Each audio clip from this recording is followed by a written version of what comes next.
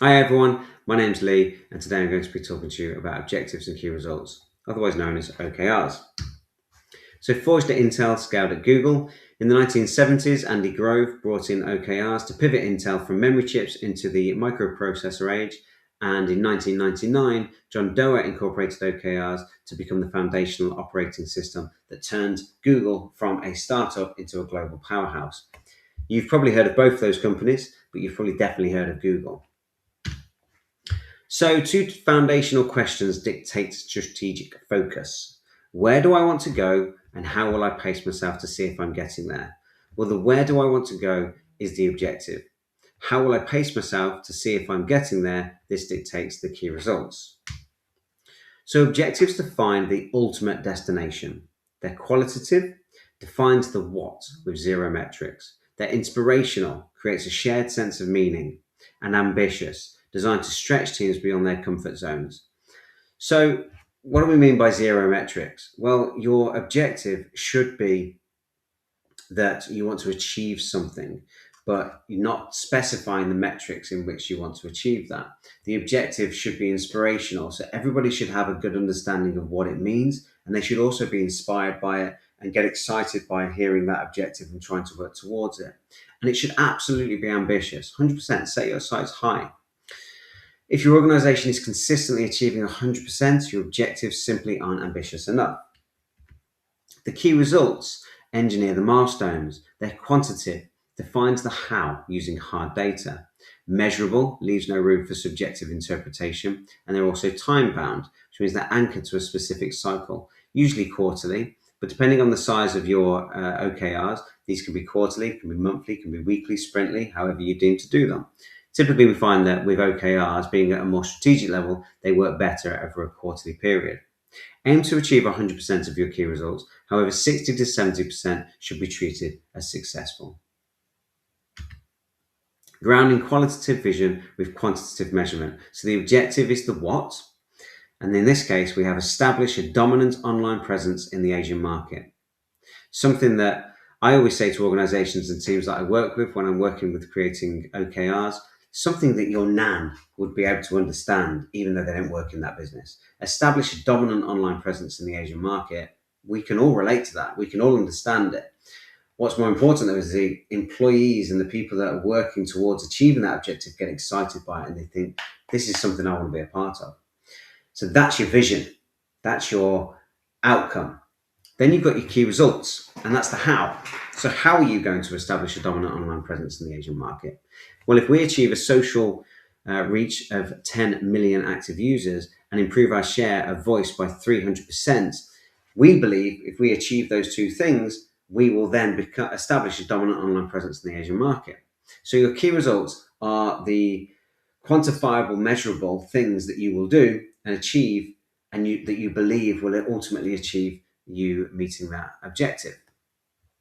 The next thing on from that then would be the deliverables, right? The to-do list. And we'll talk more about that as we go through. So distinguishing OKRs from standard operational metrics. So you've hopefully heard of OKRs, and if you haven't, that's why you're here and you're learning about them now. But you may have also heard of KPIs, key performance indicators. OKRs are transformative purpose, dynamic and ambitious, focuses on strategic outcomes. And when we say outcome, we're talking about value. KPIs, however, are an operational baseline. They're static and steady, and they measure business health. So a key performance indicator is something that you will consistently measure all the time. And you will know based on where you sit on that scale whether your company is performing, your team's performing, or whether there's work to be done.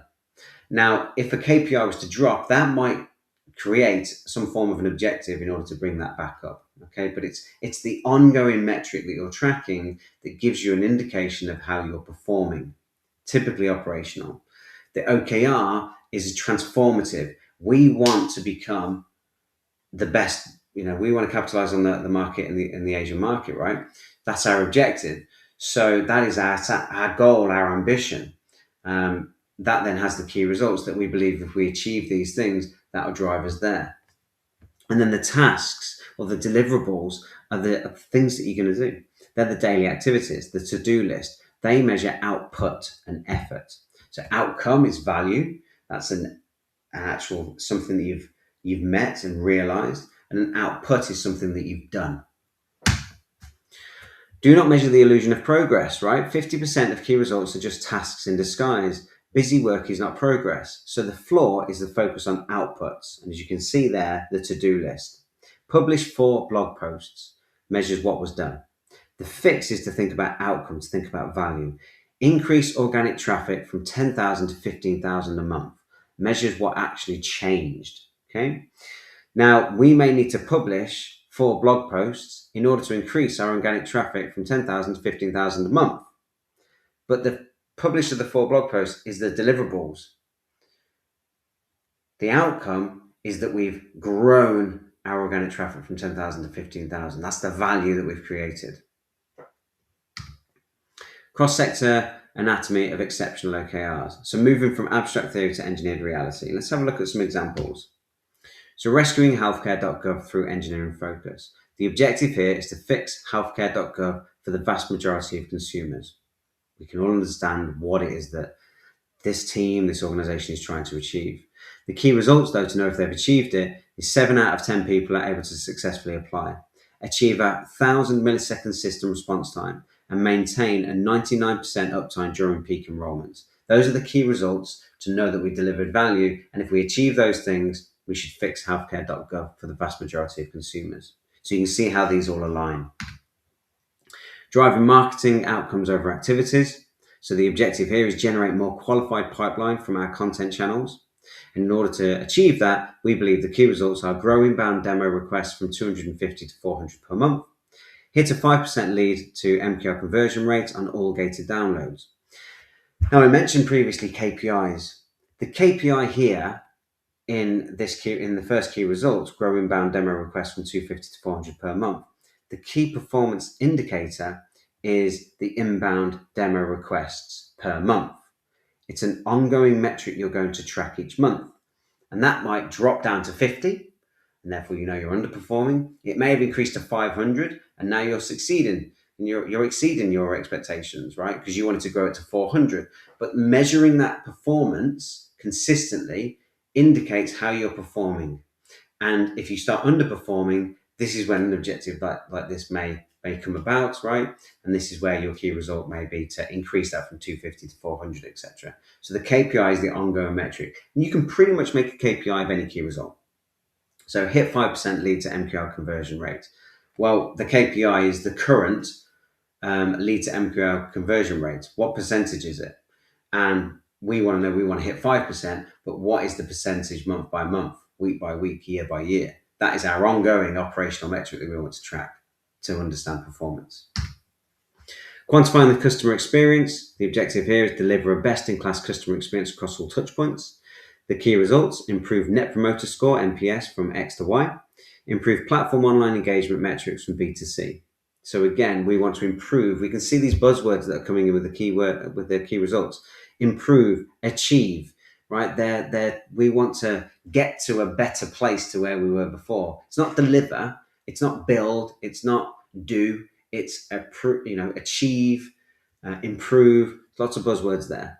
And your Net Promoter Score in this instance is a KPI, but you want to improve it from X to Y. The platform online engagement metrics, that's a KPI, but you want to improve those from B to C. So you can see how people can easily get confused between OKRs and KPIs. Translating non-profit ambitions into measurable impact. The objective: increase community and donor engagement. Lovely, we can all understand that. The key results: grow total donations by 20% year over year. Fantastic, we can measure that. Increase the subscriber base by 25%, ensuring half originates from the local community. Again, we can measure that. Their outcomes. Now, in order to grow our total donations by 20% year over year, there'll be loads of things that we need to do. They're our outputs, our deliverables. The architecture of organizational alignment. Okay, mission, vision. OKRs do not exist in a vacuum. Company OKRs, they form the vital bridge between your company's highest multi-year vision and the daily agile focus of your execution teams. And then you've got division team OKRs, ensure absolute transparency and shared prioritization.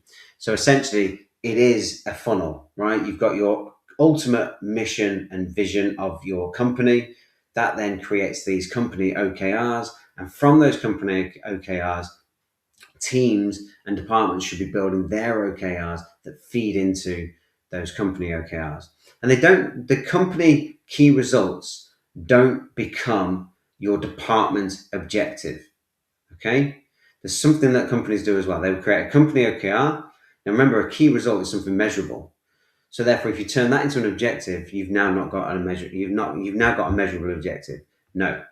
Okay. What you need to work out is what is the objective that aligns with the company objective, and then the key results are the tangible things that you're going to track.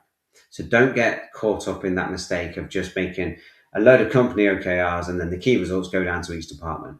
It could work, but it's not how it's designed to do. Okay, it doesn't offer the vision and the clarity that you could be giving your stakeholders and your staff. And then subsequently go down to the vision team OKRs. Execution is more important than mere ideas. Andy Grove, as we referred to earlier. Define your destination, measure your milestones. So hopefully that's given you a really good insight into OKRs.